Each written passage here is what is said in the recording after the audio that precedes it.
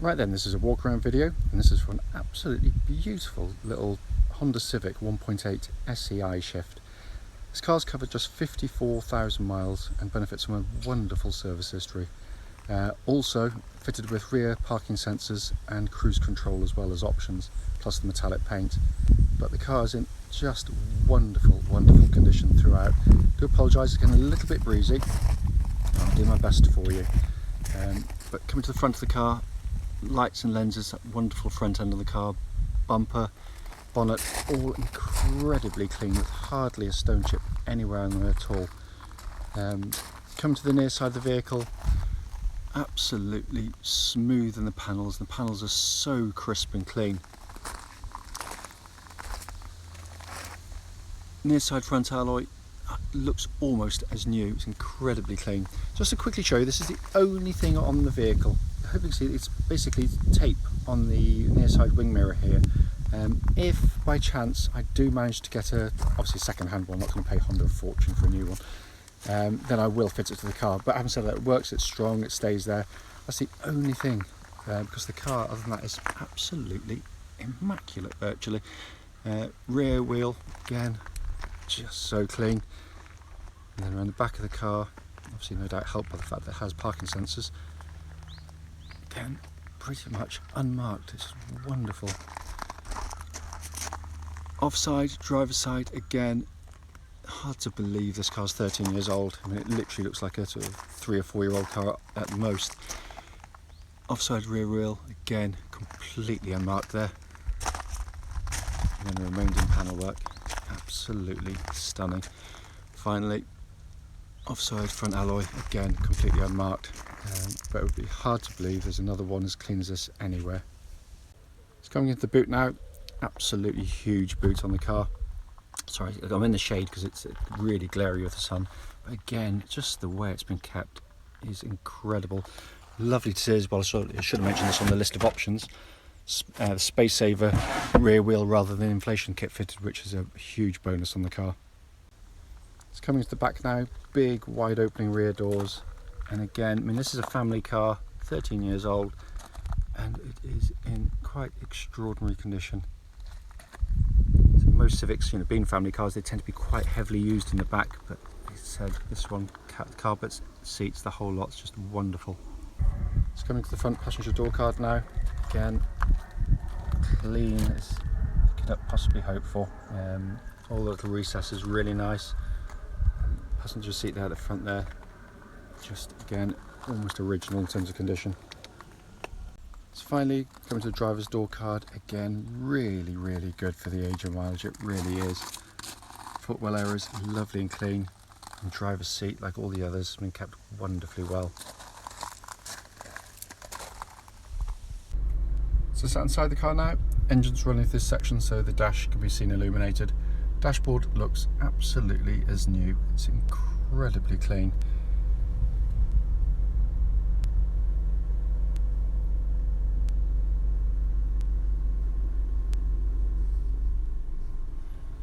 If I come back here, you get this wonderful view of what I still rate as the best dash interior of its generation by a long way. If I go in there, hopefully you can see 54,502 miles, and there are no warning lights illuminated whatsoever on the car. But video simply doesn't do justice to the way this car's been kept, in all honesty. Just to quickly show you, owner's manual pack and lock and wheel nut key sets here and there with the vehicle. So finally, just to come under this beautifully presented engine bay, is always the case with Honda. They do these things so well. Fabulous engines, more of which in the following road test video. Right then, this is a quick road test video, and this is for a Honda Civic 1.8 SE i-Shift.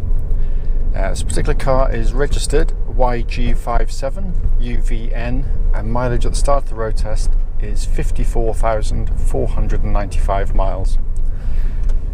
The reason we do these videos, very simply, is basically we want people who are looking at our cars, sorry, it's a car coming, our cars in an advert online to actually get to see those vehicles in operation. The reason we think it's important is that we know to our own cost just how frustrating it can be to go and see a car which can look great in the photographs and in the description, but only to get there and drive it and find it's got a fundamental issue, which obviously shows up while test driving the car.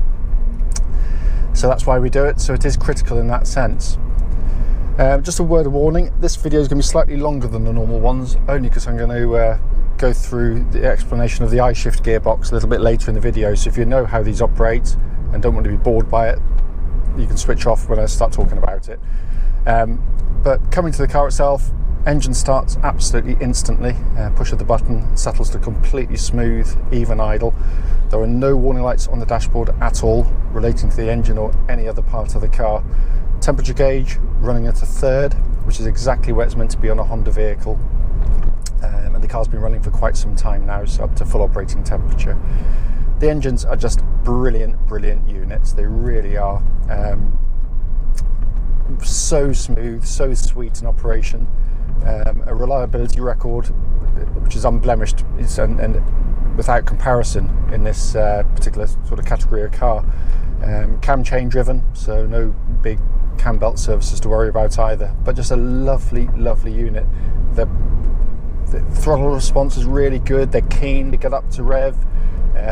Performance is really strong in them, but the economy is amazing in them as well. Absolutely amazing. Chap drove the car to us yesterday over, well, I've got it exactly here, 163 miles. Admittedly, mostly motorway driving, and his current average was 54.3 miles per gallon. Now, I've driven these and I've owned loads of them. If I'm doing short trips, I tend to be sort of around about 40 to 43. Longer trips, easily 50, and I averaged about 45. But I've got customers who get less, who may be slightly more heavy-footed, and I've got customers who get a lot more.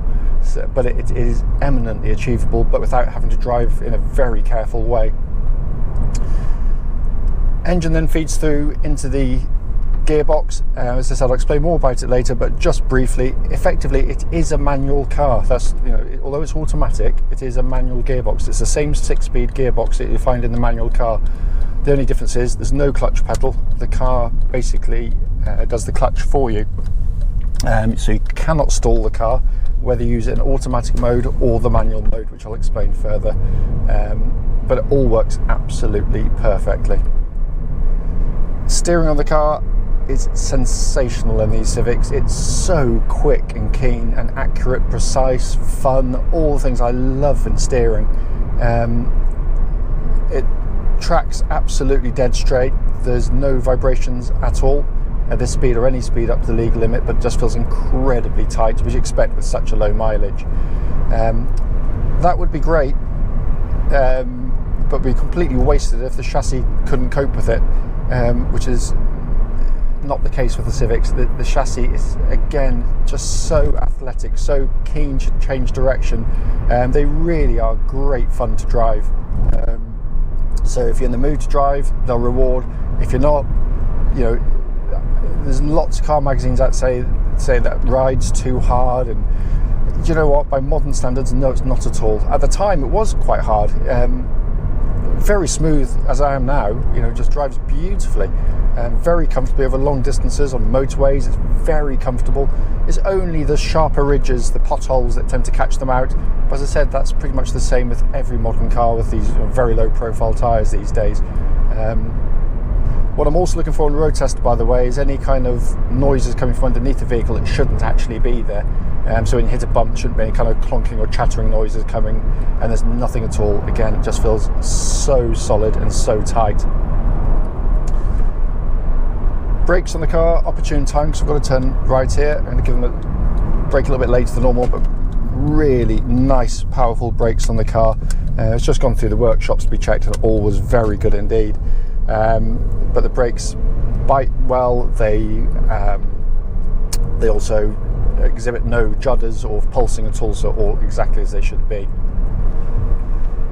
Coming to the interior, first things first, what a beautifully made cars these are. Absolutely brilliantly made, and it still irritates and grates to hear the motoring magazines, same old thing. Because it's got hard plastics mostly in the car, they mark them down in build quality. It's not the materials, it's how they're put together. That's why it's got no squeaks or rattles inside the car. This stuff's so easy to keep clean and just wipe clean. So it's actually for practical purposes. But, you know, they test brand new cars. They don't test cars which are 13 years old, do they? So this is what build quality, as I said, is all about. But it's still a wonderful dash design, and what I love about it is completely polarizing. You either like it or you don't. Personally, I adore it. I still think it looks incredibly fresh and modern even now. But what's brilliant about it, not only does it look sensational from a design point of view, it's functional. It's brilliantly simple to operate. The radio, the way the controls at your fingertips either side here. But the best part is this two-tier design, and it looks stunning. Basically, you've got the high-up display there for your speedo, which is bold, clear, legible. You don't take your eyes off the road for a second to take that information in, and it's the information most people want to look at when they're driving a car to, you know, keep an eye on their driving license, basically. But it is there. It's just a sensational piece of design. Then below that, you've got this beautiful kind of hologram effect with this big rev counter sat in the middle with this kind of floating information panel and the blue hue that runs around it. It's just gorgeous, and as nerdy as it sounds, it looks amazing at night when it's all illuminated. It really does. What I love about it is a family car that's practical, it's reliable, but you could get that in a Toyota Auris. You know, they're perfectly good cars, but you don't get a Toyota Auris and feel like you're engaging with the car like you do in the Civic in any way. This has a personality, and like all personalities, some you'll get on with and some you won't. And as I said, I love that about the car. Everything's working perfectly. Air conditioning, absolutely ice cold. This car's been upgraded. It's got obviously the rear parking sensors, you'll know, but also cruise control fitted as well, factory fitted one as well. It all works absolutely perfectly. So really nice upgrade on the vehicle, but it drives perfectly, absolutely perfectly. And I've been selling I-Shift Civics for 10-15 years. I cannot fault this car in any way. It just drives as close to new as you possibly can expect.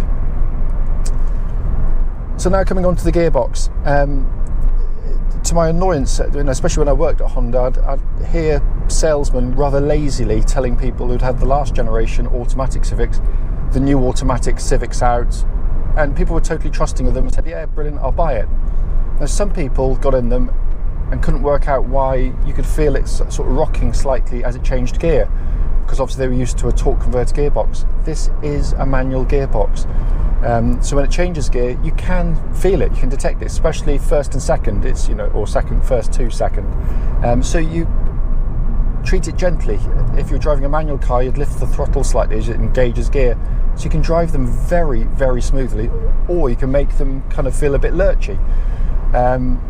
So yeah, explanation is key to these things, because the advantages of it is obvious. For a start, most automatic, the last automatic in the Civic before this one was a 4-speed automatic, which averaged about 30 to the gallon. Here we are with a 6-speed gearbox averaging over 50 to the gallon.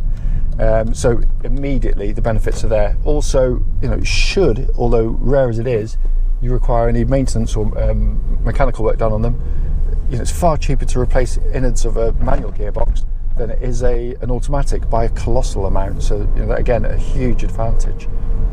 But all the gear changes are really well done. You've got the option to drive it in manual or automatic. As I said, most people, especially around town, will leave it in automatic, but I positively encourage people who buy these cars, if you're on the open road, basically use the manual. And at any time, it says A for automatic by the speedo there. Tap it to the left, it now matches my forward speed to the gear it requires. In this case, it selected me 4th gear. So to change gear, you've got 2 options. One is on the steering wheel paddles here, which personally I don't like as much as this. Mostly because if you're doing a low speed maneuver, sometimes your paddles round there, is that up or down, it's, you know. So, but they work perfectly well, so I've changed up to 5th there, back down to 4th, down to 3rd. You know, it's very, very good. But down here, this gear lever, it just seems so obvious to me, and it feels great as well. To change up, just nudge it forward. To change down, you pull it back. It's as simple as that. It's absolutely brilliant. And it really, you know, whereas the automatic, when it's in automatic mode, sometimes they can get indecisive, like any automatic gearbox. This way you're completely controlling the gear in at any given time, when it's going to change up, when it goes down, and I find it a far smoother progress in the process, when you're using it rather. I'll show in a minute also, you cannot stall the car. So basically, while I'm going along now I'm currently in 5th gear, I'm going to change down to 4th, it won't change up unless you tell it to do so. However, if you slow down and you forget, you get distracted, you put your foot on the brake pedal, and it gets to a point with the revs where it can't cope with the gear you're in, it needs to change down, it will do it for you. So I'll do it in kind of a real world situation. I'll change up to 5th gear now, and we're going to turn right in a second, and I'm just going to hit the brakes and make the manoeuvre, and it'll be, and you can even go to stationary, so it'll go all the way down to 1st gear for you, but we're going to say turn right in just a few seconds time. So coming up here, still in 5th gear, and I'm going to start hitting the brakes, slowing right down in 4th, 3rd, 2nd, and it did it all for me. So I cannot stall the car. If I come to a stop now completely, it selects me 1st gear. So, and it is absolutely brilliant. One thing I would suggest if people are using the manual though, if you're changing down to come to a stop, as I'll do now, change down to 2nd, but don't change down to 1st, because it is quite hard. You wouldn't do it in a manual car, or generally you wouldn't. So when you come to a stop, always stop in 2nd gear and let it select 1st gear for you. It's as simple as that. Car, as I said, drives absolutely perfectly. But if you've got any questions, please don't hesitate to ask.